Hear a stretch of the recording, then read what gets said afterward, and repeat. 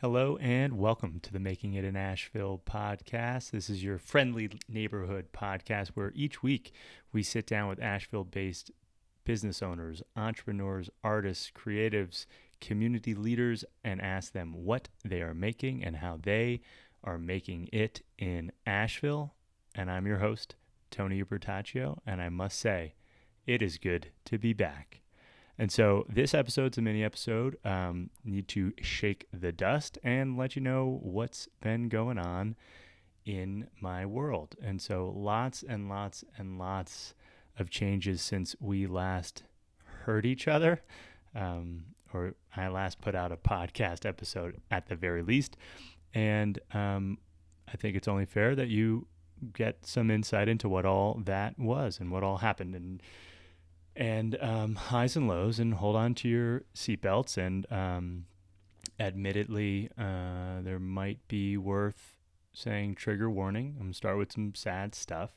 The last time I was consistent publishing the podcast, my wife and I were expecting baby number 2. We made it to the second trimester, and we lost baby. And I stopped doing most everything, including this podcast. Grief is a beautiful, terrible thing. I look forward to future episodes where we can unpack some of the lessons and some of the resources that presented themselves as we started talking about our experience. But that's not this episode. And so the point is, podcast stopped. Had some level of reprioritization. What is important to me? What do I care about? What am I trying to do? And my assessment was that it's time to start playing bigger. And what did that look like for me? Well, I said, well, what is the highest and most, value actions that I could be taking in my life? And what it looked like was, I have this business community. What's the most valuable thing I can offer these business owners? And what popped into my head was some level of service around finding homes, finding spaces, finding brick and mortar in and around Asheville. I think that there's an opportunity to create value in Asheville from the inside out by focusing on the best businesses in town and helping them not just survive. Every week I feel, every couple of days I hear about businesses shutting in Asheville, but thrive. And so one of the ways I thought to do that was in commercial real estate. And so I spent the first month of the year head down getting a real estate license. I am now a licensed real estate agent and realtor in North Carolina. And I joined a really exciting, small, young brokerage called Elevate Asheville. At some point, I'll tell you all about that. And I've already worked on a couple commercial real estate deals, which gives me so much life. It is one of the ways that I see myself showing up in the future and creating massive amounts of value for not just individuals and their businesses, but the community at large. And that is directionally where I'm heading. As I began to focus on some of these bigger games, I started to take some harder swings, and I look forward to telling you all about those as well. But at the highest level, I was looking at with partners, buying businesses, buying commercial real estate, buying commercial properties, and orchestrating really complex and exciting deals that captivated me, that made me so excited and so inspired. And one of the values I brought to the teams that were, attempting to pull these transactions off was that, in theory, I have this community, you, the listener, who at any moment I could activate and just create demand at these businesses or in these locations, in these buildings. And so it became clear at some point in this process that I was out of alignment because the podcast wasn't happening. And I thought that there was some value that I'd add by way of creating this podcast and having an incredible Asheville-based community of largely entrepreneurs, but definitely folks who love the entrepreneurs and the business owners, artists in this community. Then these big swings, we didn't really make the level of contact on the ball that you would want to make. And so another lesson showed up in this first half of the year, and that was a lesson about expected value. And I get into expected value a lot in a bunch of different episodes in the past, but expected value is at its highest level is a mathematical calculation of the possible outcome multiplied by the likelihood of its outcome. And you could put some other variables in there, but that at its highest level is the possibility of the outcome, upside times its likelihood. And with these deals, they were equity based. They were assets. Right? We're looking at hard assets. The upside is huge. The possible value creation is huge.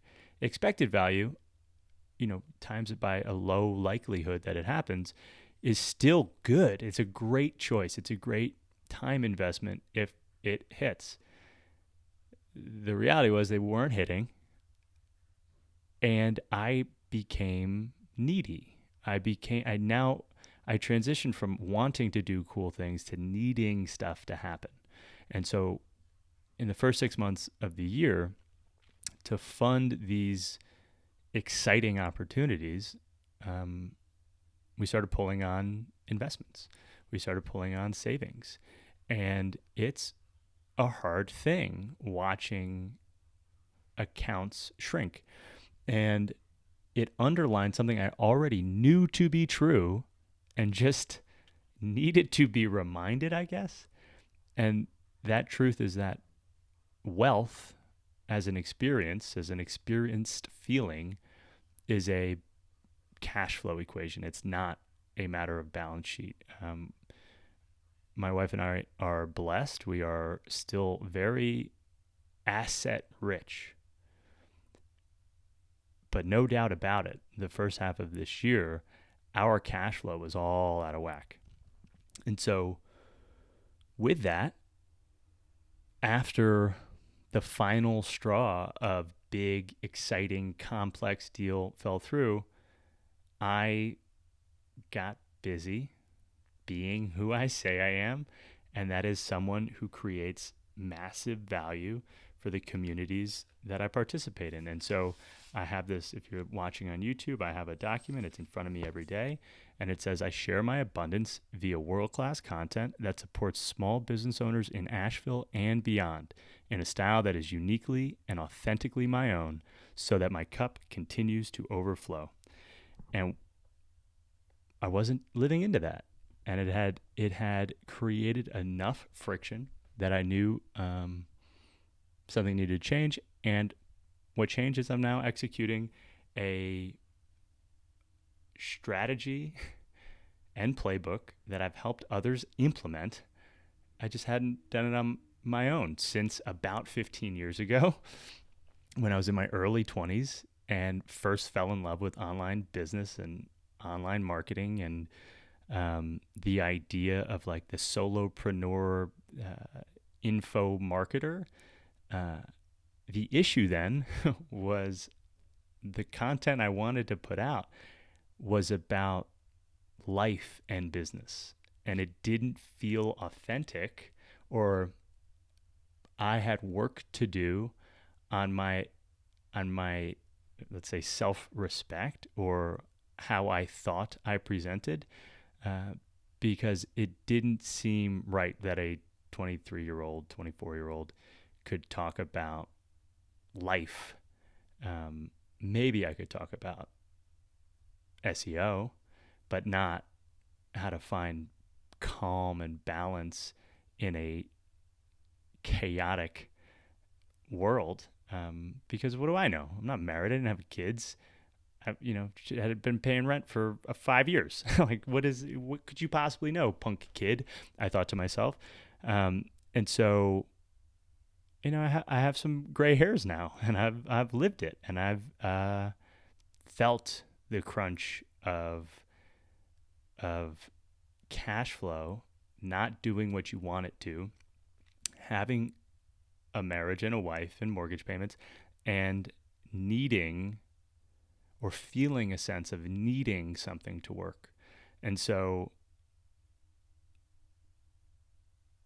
with that, I feel exceptionally confident and capable. And like the time is now to share these truths that I've uncovered over the years about what it is to be a complete, a whole, a fully realized entrepreneur. And I use that term in this context very loosely. It's not how I normally use it. Entrepreneur in this context is someone who's in charge of their own earning potential and has the ability to make investments in their future. And so that's artist, that's maker, that's freelancer, that is small business owner, and it's entrepreneur. Entrepreneur, I would argue the correct definition is someone who's building a business that they intend to sell, building a business with a focus on shareholder value creation. Most people that I've interviewed, most folks that exist in Asheville that would fly a flag that says entrepreneur are probably more likely small business owners or artists. And that's absolutely beautiful. It's just, I know that words matter and defining terms matter. And so about 2 weeks ago, I launched I started speaking about a program that I will be building. And that program is called the Entire Entrepreneur System. It is a system that I've used at the best parts of my work and professional life. This system focuses on three main things. One is creating profitability and meaningful cash flow. The other is leveraging an operating system, a structure, a repeatable approach to getting stuff done, to doing work. And finally, this critical part that is missed almost always when listening to folks talk about business things is the hard work that is required to improve our sense of self, our identities. And so the way that I approach those three things is with what I call the banana stand strategy, which is a playful, tongue-in-cheek reference to Arrested Development, which just says there's always money in the banana stand. Your banana stand is not my banana stand, but the truth is there's money in your banana stand. And so understanding what that means and where to look is critically important in every business. And so we need to make it playful, make it fun, and capture / welcome the money that is hiding in your banana stand into your life. But that requires work. What is the work? What work should we be doing? How does it look? What does it go like? I call that the entire entrepreneur operating system. And so rather than trying to plug, or tape a bunch of different disparate systems into each other, we're carrying around a phone book, we're carrying around a Rolodex, we're calling around a calendar, we're carrying around a big, landline phone. We need an OS. We need our own version of the iPhone that defines the context with which all of those things will now interact and how we show up in the world. And when we operate from a operating system, there's consistency, and the compounding benefits of consistency begin to show up in our life. And then listed last, but arguably most important, is this identity change that is required to take the next step in who we are and what we're being. And so I call that the authored identity framework. It is critically important that we do the work. It is critically important that in order to do the work, we need to be the type of person who does it. And so how does that shift come? Does it come first? Does it come second? answer is often both, but there needs to be some sort of forcing function, some sort of activating energy that makes us take the first step. In my own world, it was, watching our accounts shrink each month and we have weekly team meetings, my wife and I, both one for finances and one we call the board meeting where we look at the calendar. Our finance meetings, we were looking the numbers, square in the face, so to speak, and it wasn't, a surprise. We weren't avoiding awareness of a thing. We were looking at square in the eyes, and at a certain point, the reality got real enough that I said, okay, bing, I'm in action. And I think that I've done as much personal development, self-work, identity work, mindfulness as most anybody who's been obsessed with personal development for a decade plus. And, though I was calm, though I am wildly optimistic and believe in my capacity, we named the podcast Making It in Asheville, after all. We knew we were going to make it. There still was the next step that needed to be taken. I needed to level up again. I needed to change my identity. And so that's where we're at. That's the update. This community, the entire entrepreneur system, is launching with a VIP case study cohort. All those words mean things because words mean things. So the cohort is getting people to go through the program at the same time because no one likes to be on an empty dance floor. So I set a goal of 10 folks in this first cohort. Felt like a stretch. I would have been cool with 3 to 5. And at the time of recording, 9 committed VIP case study cohort participants, which is exciting. We start Monday, July 15th. That's next Monday at the time of publishing. Case study cohort had a very strenuous and long onboarding process and assessment process where spent about 90 minutes with each participant and folks who made it to that stage to qualify one another, to see if we were going to be good fits, to see if there was alignment. And what I care most about at this stage is commitment level. I care about value creation for the participants and not value capture in my own world, because with committed folks in this first cohort, I will have incredible case studies and testimonials to then use to grow this thing if it feels right. And I suspect that it will. So cohort, case study, and then VIP is in as per my rapid revenue roadmap and my banana stand system. I have not built anything. I've not spent months toiling away on some Coursera Kajabi program. I am making a compelling offer of high value and seeing if it resonates. And it has. And so this first crew, knowing that nothing, quote unquote, nothing exists, is going to get a lot more one-on-one coaching and support from me through this. It's a 12-week program. And I'm over the moon. I'm ecstatic. I can't wait to tell you more about it and start sharing some of the stories of the folks inside it. But that's the end of this episode of the Making It in Asheville podcast. Check out makingitinasheville.com.